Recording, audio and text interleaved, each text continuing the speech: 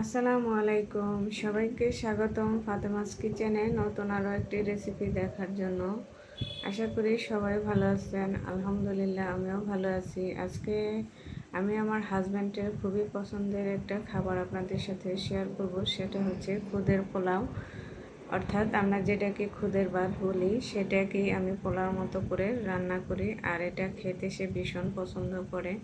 তাই ভাবলাম আজকে এটা তৈরি করব আর আপনাদের সাথে শেয়ার করি। এখানে একটা আমি হাঁড়িতে পরিমাণ মতো তেল দিয়ে দিলাম, আর দিয়ে দিচ্ছি হাফ কাপের মতো পেঁয়াজ কুচি। পেঁয়াজটাকে একটু নেড়ে চেড়ে ভেজে নিচ্ছি। আর এখানে দেব আমি তেজপাতা, দারুচিনি, এলাচ। যেহেতু এটা আমি পোলাওর মতো করে রান্না করব, সেই জন্য আমরা পোলাওতে যে সব মশলাগুলো ব্যবহার করি এখানে আমি সব ধরনের মশলা ব্যবহার করব। এখন এটাকে ভেজে বাদামি কালার করে নিয়েছি। আর এখানে আমি 3 কাপ পোলার চালের খুদ, সেটাকে আমি ধুয়ে ঝরিয়ে রেখেছি। এখন দিয়ে দিচ্ছি 1 চা চামচ আদা বাটা, 1 চা চামচ রসুন বাটা। দেওয়ার পর এখন আমি এই চালটাকে ভালোভাবে নেড়ে চেড়ে একেবারে ঝরঝরা করে ভেজে নেব। আর দিয়ে দিচ্ছি পরিমাণ মতো লবণ। চালটাকে যত বেশি ঝরঝরা করে ভেজে নেওয়া যাবে তত বেশি কিন্তু পোলাওটা ঝরঝরা হবে। এখন আমার চালটা অনেকটা সময় নিয়ে ভাজার পর ভাজা হয়ে গেছে। এখন এখানে আমি দিয়ে দিচ্ছি পানি। যেহেতু আমি এখানে 3 কাপ চাল নিয়েছি, আমি 3 কাপ পানি দিয়েছি। যে কাপে চাল দিয়েছি সে কাপ দিয়েই পানি দিয়েছি। আর এখানে আমি 1 টেবিল চামচ ঘি দিয়ে দিয়েছি, আর 3-4টা শুকনো মরিচ টুকরো করে দিয়েছি। এখন এটাকে নেড়েচেড়ে ঢাকনা দিয়ে ঢেকে বলক আসা পর্যন্ত অপেক্ষা করব। আর এই যে এখন কিন্তু বলকটা চলে এসেছে।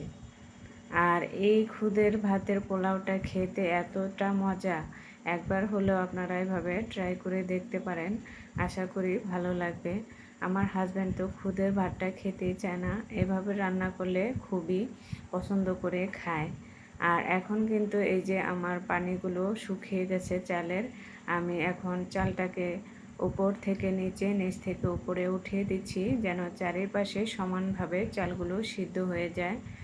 এখন কিন্তু আমার চালটা সমানভাবে নাড়াচাড়া দেওয়া হয়ে গেছে। এটাকে আমি এখন সমান করে আবারও একটু ঢাকনা দিয়ে ঢেকে রেখে দেব 10 মিনিটের মতো। এই যে ঢাকনা দিয়ে ঢেকে দিলাম। 10 মিনিট পর ঢাকনাটা খুলে আবারও আমি নেড়ে চেড়ে দেখে নিচ্ছি। এখন কিন্তু আমার রান্নাটা কমপ্লিট হয়ে গেছে, চালটাও সিদ্ধ হয়ে গেছে। আর আমরা তো সবাই খুদের ভাতটা বিভিন্ন ভর্তা দিয়ে খেয়ে থাকি, ভালো লাগে। আর এই খুদের পোলাওটাও আমি খাওয়ার জন্য অনেক পদের ভর্তা করেছি, সেটা দিয়েও খেতে কিন্তু ভীষণ ভালো লাগে। এখন আমার রান্নাটা শেষ।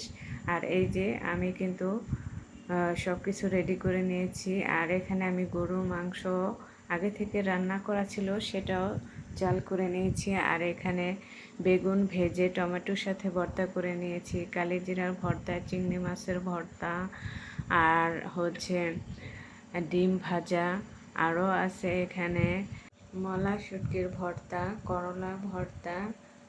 আর আজকে আমার রেসিপিটি আপনাদের কেমন লেগেছে অবশ্যই কমেন্ট করে জানাবেন। আর ভালো লাগলে যারা ফেসবুক পেজ থেকে দেখবেন তারা পেজটা ফলো করবেন। আর যারা আমার ইউটিউব চ্যানেলে নতুন তারা আমার চ্যানেলটিকে সাবস্ক্রাইব করে চ্যানেলের সাথেই থাকবেন। সবাই ভালো থাকবেন, সুস্থ থাকবেন। আল্লাহ হাফেজ।